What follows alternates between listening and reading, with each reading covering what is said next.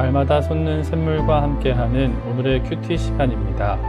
4월 5일 월요일, 오늘의 말씀은 사도행전 21장 1절에서 16절 말씀입니다.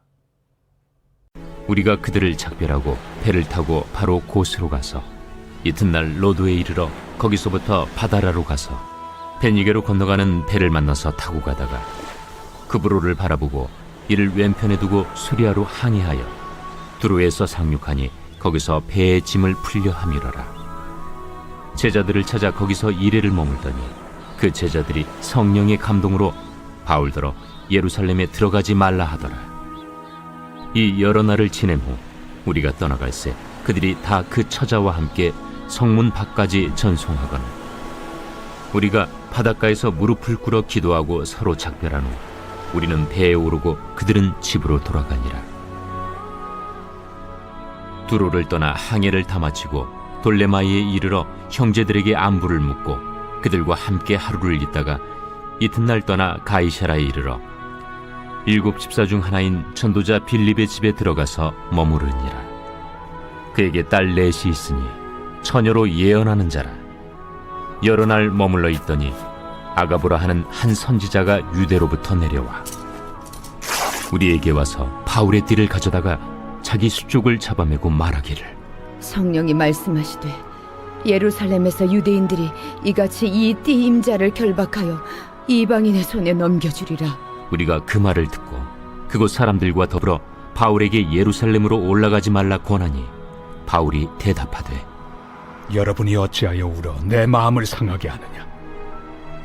나는 주 예수의 이름을 위하여 결박당할 뿐 아니라 예루살렘에서 죽을 것도 각오하였노라. 그가 권함을 받지 아니하므로 우리가 주의 뜻대로 이루어지이다 하고 그쳤노라. 이 여러 날 후에 여장을 꾸려 예루살렘으로 올라갈새 가이사라의 몇 제자가 함께 가며 한 오랜 제자 그브로 사람 나손을 데리고 가니 이는 우리가 그의 집에 머물려 함이라. 아도나이, 하나님은 우리 삶의 주인이십니다. 우리는 사도행전을 통해 성령님께서 교회를 세우시고 복음을 확장하시는 내용을 살펴보고 있습니다. 성령님께서는 사도들과 제자들에게 임하시어 예루살렘에서부터 땅끝까지 복음을 확장해 가십니다. 복음은 1장부터 7장까지 예루살렘을 시작으로 8장부터 12장까지는 유대와 사마리아로 그리고 13장부터 28장까지는 땅끝까지 전파됩니다.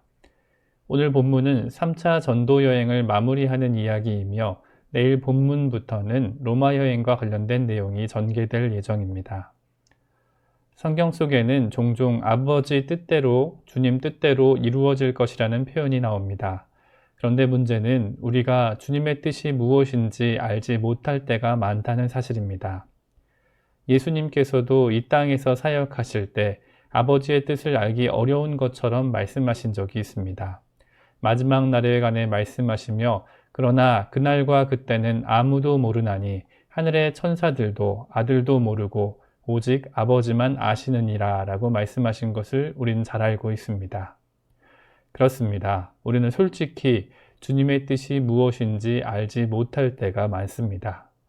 오늘 본문에 나온 제자들 역시 그랬습니다. 성령님께서 감동도 주셨고 말씀도 하셨지만 성령님의 뜻이 무엇인지 분명히 파악하진 못했던 것입니다. 그래서 때론 제자들의 그런 모습이 우리에게 더 가깝게 느껴지기도 합니다. 다만 제자들은 성령님의 뜻을 잘 알지 못하면서도 성령님께서 선하게 이끄시고 인도하실 것은 믿었습니다. 그래서 그들은 주의 뜻대로 이루어질 것이라고 말했습니다. 그런데 사도 바울은 처음부터 끝까지 자신을 향한 성령님의 뜻을 분명히 알고 있었습니다. 그것은 예루살렘에서도 그리고 로마에서도 복음을 전해야 한다는 말씀이었습니다. 오늘 말씀을 통해 주의 뜻대로 언제 어디서나 복음을 전하며 살아가는 저와 여러분이 될 수 있기를 소망합니다. 사도행전 21장에서는 상당히 많은 지명이 등장합니다. 사도행전 20장을 보면 사도 바울과 일행들은 밀레도에서 에베소 교회 장로들을 청하여 권면과 위로의 말씀을 나누었습니다. 에베소의 장로들은 근심하면서 바울 일행을 배까지 전송했습니다. 그리고 21장 1절부터 등장하는 지명들을 차근차근 살펴보면 먼저 1절에 고스, 로드, 바다라라는 세 장소를 경유한 것을 알 수 있습니다.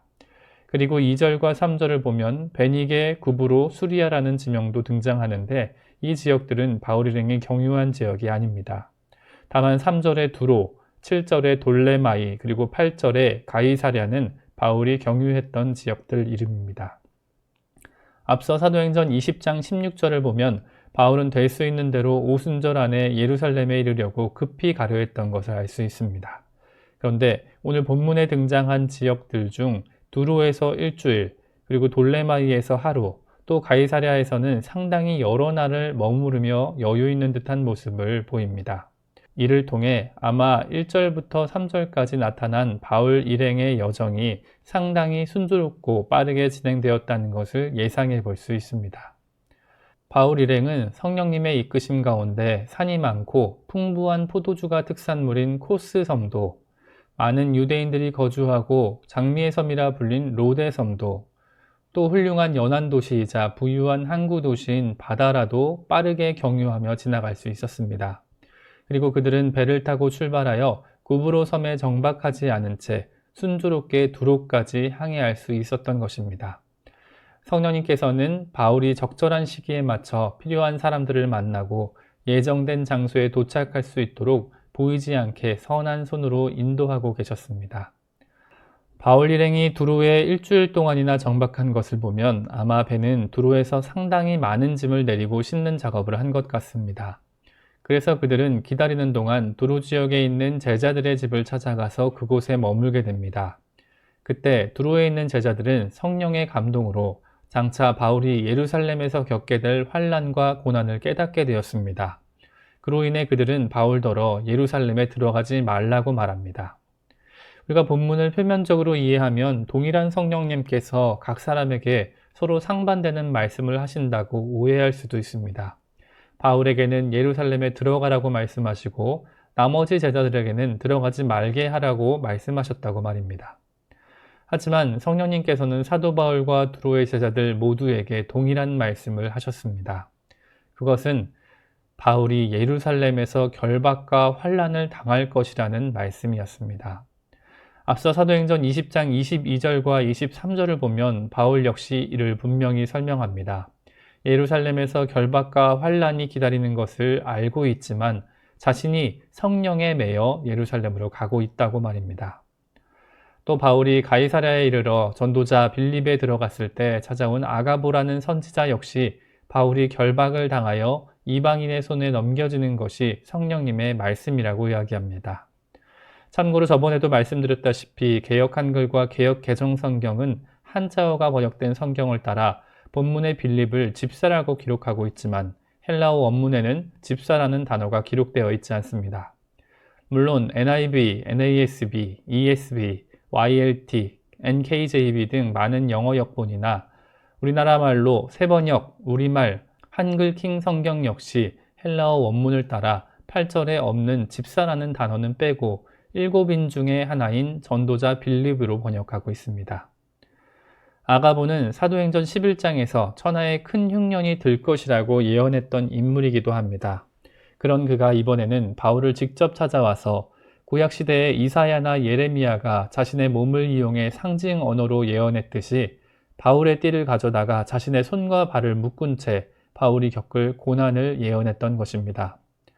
12절을 보면 아가보의 이런 행동까지 보자 이번에는 바울과 함께 전도 여행을 했던 일행들까지 나서서 바울에게 예루살렘으로 올라가지 말라고 권하게 됩니다.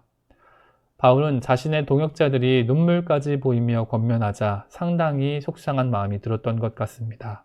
하지만 그의 대답은 간결하고 확고했습니다. 대답은 이렇습니다. 저는 주 예수의 이름으로 결박당할 뿐 아니라 예루살렘에서 죽을 것도 각오했습니다. 오늘 말씀을 마무리하며 사도 바울의 대답에 대한 제자들의 응답을 묵상해 보기 원합니다. 본문은 제자들이 주의 뜻대로 이루어지이다 하고 더 이상 말하기를 그쳤다고 기록합니다. 그 말씀이 무슨 뜻입니까? 그 말씀은 제자들이 바울의 고집은 도저히 못 걷겠다 하고 말하기를 그쳤다는 뜻이 아닙니다. 그들은 바울의 동역자들이기 전에 인간의 감정과 육체의 연약함을 지닌 한 명의 인간들로서 성령의 인도하심을 방해했던 자신들이 잘못된 생각과 말을 했다는 것을 돌이켜 이제 주님의 뜻 안으로 돌아오게 되었다는 의미입니다.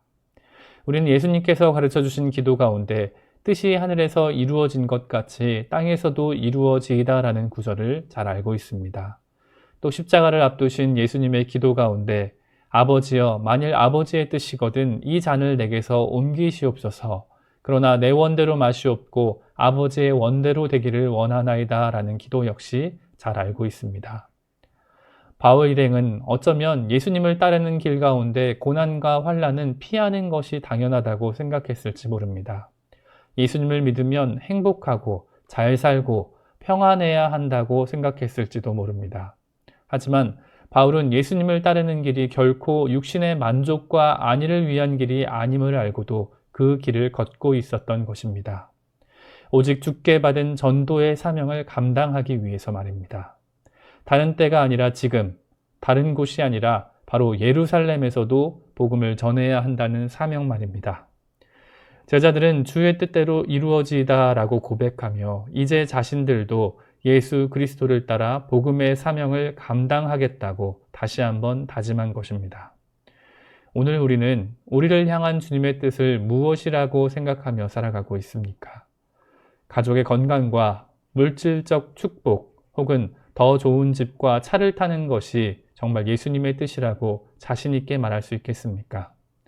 만약 복음을 전하는 사명이 나와 상관없다면 가난한 사람을 구제하고 작고 연약한 사람을 가르쳐 주님께서 명령하신 것을 지키게 하라는 사명이 나와 관련 없다면 내가 어떻게 구원받은 하나님의 자녀라고 말할 수 있겠습니까? 부활주일을 지나 새롭게 시작되는 오늘, 주의 뜻대로 언제 어디서나 복음을 전하며 살아가는 저와 여러분들이 될 수 있기를 간절히 소망합니다. 함께 기도하겠습니다. 하나님, 오늘은 사도행전 21장의 말씀을 통해 바울 일행이 3차 전도 여행을 마무리하고 예루살렘으로 돌아오는 모습을 살펴보았습니다. 많은 사람을 통해 그 길을 걸어가면 결박과 환난이 있을 거라는 말을 듣고 또 예언자들과 동역자들을 통해서도 고난과 환난을 피하라는 권면을 들어야 했던 바울을 보며 우리가 걸어가야 할 길이 어떤 길인가 생각해 봅니다. 하나님, 우리가 걸어가는 길은 세상이 말하는 꽃길도 아니고 비단길이나 황금길도 아님을 알고 있습니다.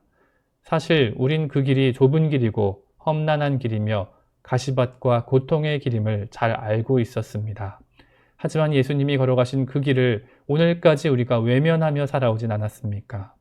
아버지, 우리의 어두운 눈과 마음을 고쳐주시고 우리의 죄악을 용서하여 주시옵소서. 그리고 아버지, 이 시간 결단하기는 이제 주의 뜻대로 이루어지기 위해 복음을 전하며 살아가길 소망합니다. 우리의 힘과 능력으로는 안 되는 줄 너무나 잘 알고 있습니다. 우리의 지성과 감정과 의지도 모두 십자가 앞에 내려놓겠사오니 우리의 인생을 사용하여 주시옵소서. 결박과 환난을 두려워하지 말고 오직 예수 그리스도 한 분을 바라보며 복음을 전하는 사명을 감당케 하여 주시옵소서. 모든 인생의 주인 되신 예수님의 이름으로 기도합니다. 아멘.